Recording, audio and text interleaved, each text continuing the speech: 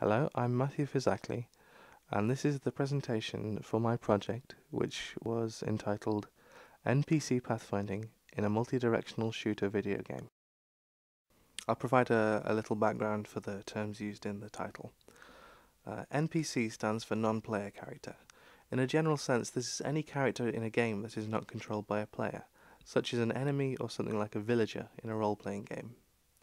In some cases, these can be static, such as a guard at a gate, but when they need to move, pathfinding is often necessary. Pathfinding is the plotting of the shortest route between 2 points on a graph by use of an algorithm or series of algorithms. In a gaming context, it is desirable to achieve this in the shortest possible time, while still obtaining a result that is close to optimal due to the immediate nature of gaming. In the field of game AI, an NPC with the ability to carry out some set of operations with some degree of independence or autonomy, such as the ability to perform pathfinding, is known as an autonomous agent. A multi-directional shooter, or twin-stick shooter, is a type of game viewed from a top-down or isometric perspective, where the player character or characters can move and shoot in all directions while fending off enemies. This can be in 2D or 3D. Lately, games such as Geometry Wars and Super Stardust HD avoid using pathfinding, instead opting for an approach where all enemies simply move towards the player, ignoring anything in the environment. This leads to strange situations in games like Super Stardust HD, where the enemy alien creatures behave in an unintelligent and unbelievable manner. Often these enemies would just fly straight into asteroids, leading to situations where the game seems to beat itself by accident. Often these games have enemy behavior patterns, but a complete lack of anything that can be considered intelligent behavior. The project sought to investigate pathfinding techniques and learn to program these, as in games it can give enemies the appearance of intelligence and act as though they are being controlled by a real person. This makes the game experience at least seem more challenging. One of the initial objectives related to research. This was an investigation into different methods and implementations of pathfinding algorithms to determine which would be the most efficient in the context of a multi-directional shooter video game.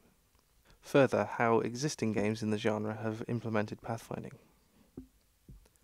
The major objective was the implementation of one or more methods of pathfinding into a simple game application in the multi-directional shooter format. The original proposals indicated that this was intended to be a 3D game. A key aspect of the pathfinding system to be developed was for it to be able to find a path between 2 points on any user-generated or randomly generated map. Furthermore, it was important to include the ability to detect whether a map is impossible to solve. The final objective was to carry out an evaluation of the implemented pathfinding techniques to test their efficiency in terms of processing time and memory usage. After carrying out research, aspects of rapid application development appeared relevant to the project. It was therefore decided to use this approach with certain modifications. The aspects of rapid application development that seemed appropriate to this project were mainly the concepts of rapid prototyping. In a practical sense, this included rapid, iterative prototyping, where prototypes were to be developed in a series of iterations. Within each iteration, a short design phase was followed by the actual implementation. Due to certain constraints, it was desirable to have an approach where design and implementation of the application could be carried out either concurrently or in an alternating fashion. The advantages of this approach were that it took a shorter time overall to produce prototypes. The way each iteration would work meant that a small aspect of the overall application would be focused on and developed at one time. This was advantageous as it allowed a focus on clearly defined elements. However, this was also disadvantageous, as there was a smaller scope for the overall design of the application being produced, and therefore less overall direction for the project. This meant that the elements that were being focused on may not have been the most important ones in relation to the functionality of the system overall. This is an apparent flaw of following the rapid application development methodology too closely. When applying this methodology to the development of the application, This involved carrying out development in discrete iterations. Within these iterations, a number of phases of development were carried out. Development started by identifying an aim or set of aims. These were relatively small aims in scope and would include things like write code to implement a graph class. This gave the project something clear to focus on at all times. After that, the development moved on to the design phase. This involved planning out how the current aims would actually be transformed into a working system. At this point, it was important to justify why it was necessary for the current aims to be included in the system. I was going to justify justifications at this point, but that seemed a little bit redundant. After the design portion of the iteration was complete, development would move on to the actual implementation of that design. Finally, testing would occur to ensure that there were no problems with the code. Testing on a regular basis during development in this manner made it easy to have simple, focused test plans which were easy to carry out. When development affected old systems or caused interconnection between systems, that required testing of more than just the most recent development, of course.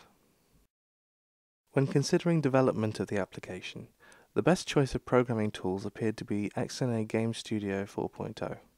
This toolset was decided upon because of the relative ease with which it allows a user to begin development of a game. It makes it unnecessary to focus on lower-level code for things like drawing graphics to the screen, and easy to jump straight to the code you actually want to concentrate on, such as pathfinding is in this case. I'll now go on to talk about the actual development of the game application for the project. In these initial iterations, it was necessary to start building the objects that would define the game world and the basic objects that made it up. To that end, a base sprite class was created. This was intended to be the basic class that all other objects in the game world would derive from. It was necessary because objects such as player and non-player characters will have to be represented in some way. After that, a basic animated sprite class and a helper class called animation were developed. These work together to create an animated sprite and hold definitions for a sprite's animations respectively.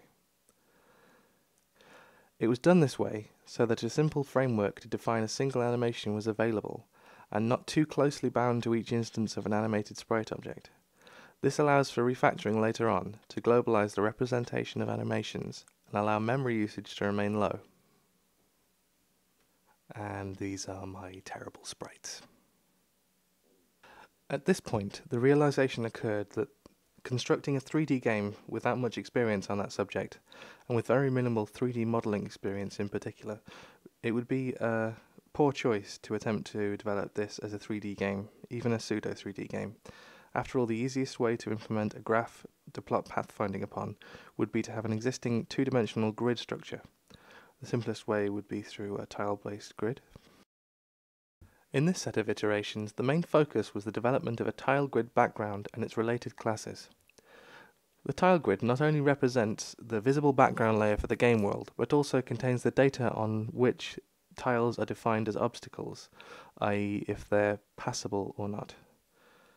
In this development iteration, the tile grid started out as a simple static grid of non-animated objects, but unfortunately my development succumbed to a slight case of feature creep. I ended up expanding on the tile grid itself, allowing for 3 different types of tiles that could exist, including static tiles that would always show a single frame, random selection tiles that select a tile from a specified set upon the loading of a map, and animated tiles which loop through a set of tile frames, beginning on a random frame from the set. This problem affected the progress of the project for a while, as attempting to cater for 3 different kinds of tile within a single structure that defined a tile proved to be a difficult class design challenge. Once this was finally complete, I went on to develop a solution for loading levels from a file and including a clickable button that would allow the user to select a level to run. This would allow easy selection of levels to test in the future. A side effect of this was that I included the option of sending a null value to the level loader, resulting in a random level being generated. These random levels were very important considering the initial aims of the project overall. At this point in the development, I chose to carry out some refactoring.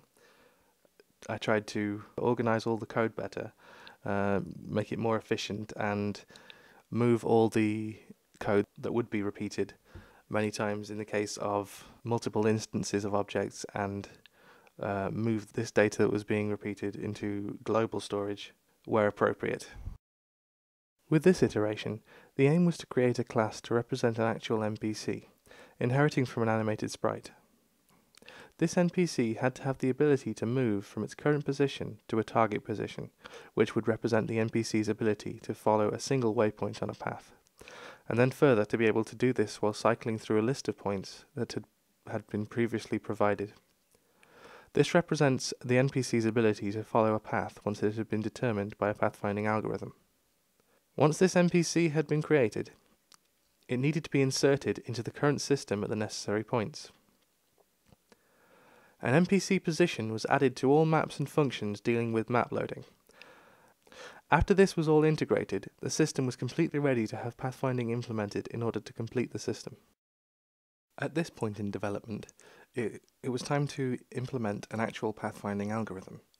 When selecting an algorithm to implement, it was fairly obvious that the A-star algorithm could be the right choice for this scenario. This algorithm is a combination of a simple graph search along with a heuristic that estimates the distance from the current node being searched to the goal. It uses this to direct the search in the direction of the goal for a faster overall search. In this iteration, the main idea was to clean everything up and streamline the interface to make everything seem presentable. Buttons were added to the user interface to allow the user to instruct the werewolf to find and follow a path to the target, to cycle between heuristics, which I'll come back to shortly, and to reposition the werewolf back to its initial map positions. Having the ability to reset the werewolf position would allow the map to be checked multiple times without having to be completely reloaded, and reloading a random map would be hard to accomplish in the first place. This would allow the new system of multiple heuristics to be tested in terms of time it took to compute a path. This is another element that was added in this iteration, and for exactly that reason, the display of how long the last pathfinding operation took to compute. Right, I'd like to talk about heuristics for a moment to give some background to what I'm about to say. Heuristics, in the context of algorithms, are rules of thumb that are used to improve the efficiency or effectiveness of those algorithms by helping to provide an approximate answer. This is considered desirable when the optimal answer would take a prohibitively long time to calculate. With respect to pathfinding, heuristics are extremely useful. Due to the relatively limited processing power of modern computers, it could take quite a while to use a non-directed algorithm to calculate an optimal path between 2 points on a graph. It's a strong possibility that this could take more than the length of a single game loop to calculate. This would ultimately cause the game to slow down, which is undesirable. Within the A-star algorithm, a heuristic is applied when calculating the estimated cost to reach the goal from the node that is currently being considered. Depending on the way the heuristic is calculated, this has the effect of prioritizing nodes on the graph which are closest to the goal. This can cause some inaccuracies when the optimal path snakes around obstacles, but the amount of processing time it saves greatly outweighs the relatively minor pathfinding errors it introduces. Now, in this development iteration, 2 extra heuristic methods were implemented as options for the pathfinding to utilize. This leaves it with 3 overall methods to use. The first is the Euclidean distance. This retrieves the straight line distance between the current node being considered and the goal node. On the pictured triangle, this would be represented by the line AC, where A is the start point and C is the goal. The second is Manhattan distance, or rectilinear distance. This is the sum of the absolute differences between the 2 coordinates being considered. On the pictured triangle, this would be expressed by the path ABC. The last heuristic is labelled by the application as Dijkstra's algorithm. The code does not specifically implement Dijkstra's algorithm, rather it applies a heuristic estimate of 0 to every considered node. Under these conditions, the A-star algorithm loses its ability to direct the path in the most likely direction and effectively degenerates to Dijkstra's algorithm.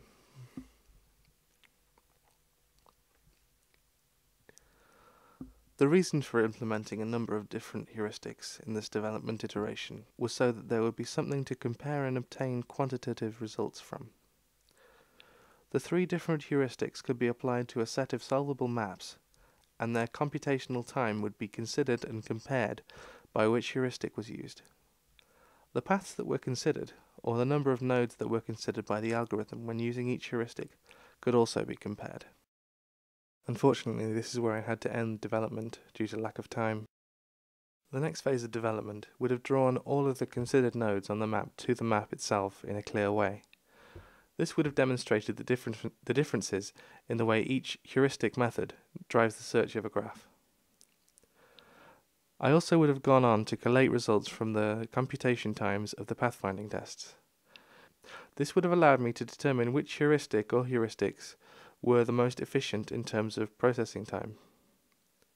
Finally, I would have collected the total number of nodes that were checked by each heuristic method on a number of different maps. This is likely to have produced the same actual results as the processing time results would have, but it might have been interesting to actually confirm that. In regard to the individual aims that came with each development iteration, every one of these was met. They were carried out in a fairly focused manner, and development did not continue unless they were actually finished. In terms of the research into pathfinding methods, although no formal research milestone was carried out during the project, a lot of reading around the subject occurred, and as such I believe I obtained an acceptable level of knowledge from my time studying the subject in general. Obviously, considering the fact that the pathfinding system was completed and actually works indicates that the aim to develop one or more methods of pathfinding was met. The inclusion of the ability to select different heuristics that are used within the A-star algorithm could be argued to meet the aim of developing more than one pathfinding method. It could be noted that these only cause a minor difference in the way a map is addressed and aren't really different methods overall. Gladly, the pathfinding system does work with any map, as this was one of the main aims of the project. This includes any user-created or randomly generated map, and the system informs the player when a map is unsolvable. Unfortunately, the final aim, evaluation of pathfinding results, was not able to be met due to time constraints. So this slide says what I've learned, that pathfinding is apparently fun, presentations aren't completely impossible if you're allowed to pretend to be a robot, graphs are useful for certain things apparently, like representation of a map to traverse, and time management is very important, otherwise your projects will not be finished. Okay, here's a short demonstration of my artifact for this project. It includes a testbed application which features loaded from file and randomly generated maps which consist of a series of tiles which are either obstacles or passable. A path can be found from the werewolf's starting position to the blood, which is the goal. These positions can be defined in the file or just randomly generated when a level is. Additionally, the werewolf can be repositioned to its starting position once the path has been found and traversed by the werewolf sprite. And also, the heuristic estimate used by the pathfinding algorithm can be changed. The choices are Manhattan distance, which is also known as rectilinear distance. It's defined by the path which only uses horizontal and vertical movement to get from point A to point B, so it goes all the way right and all the way up. If you imagine a right-angled triangle. The second heuristic estimate is Euclidean distance. This uses that right-angled triangle, but the estimate would be the hypotenuse. This involves using a square root function, which can be undesirable in a game scenario, since it uses a lot of processing time in comparison to simple addition, as used by the Manhattan distance. The third heuristic estimate is labelled Dijkstra's algorithm. This is simply an estimate of 0, so every square is estimated to be the same value. Okay, I'm going to demonstrate an empty level, which is what we start with, followed by a few random levels, a couple of levels I created in Notepad, and finally I'll show what happens when the application comes across a path that cannot be solved. For example, if the werewolf is boxed in or the blood is boxed in. Thank you.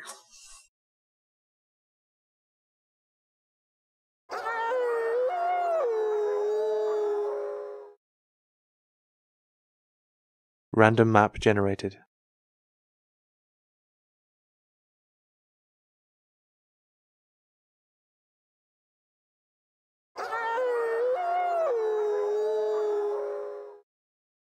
Random map generated.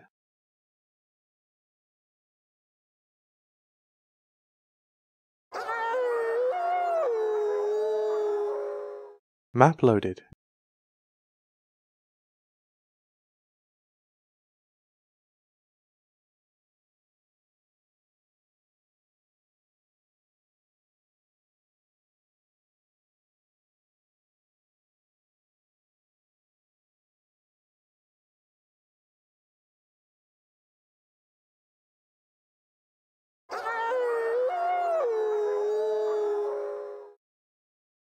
Map loaded.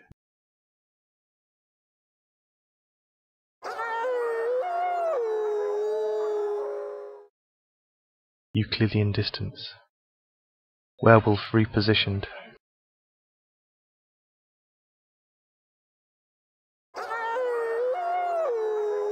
Random map generated. Pathfinding impossible. Dijkstra's algorithm. Pathfinding impossible. Werewolf repositioned. Pathfinding impossible.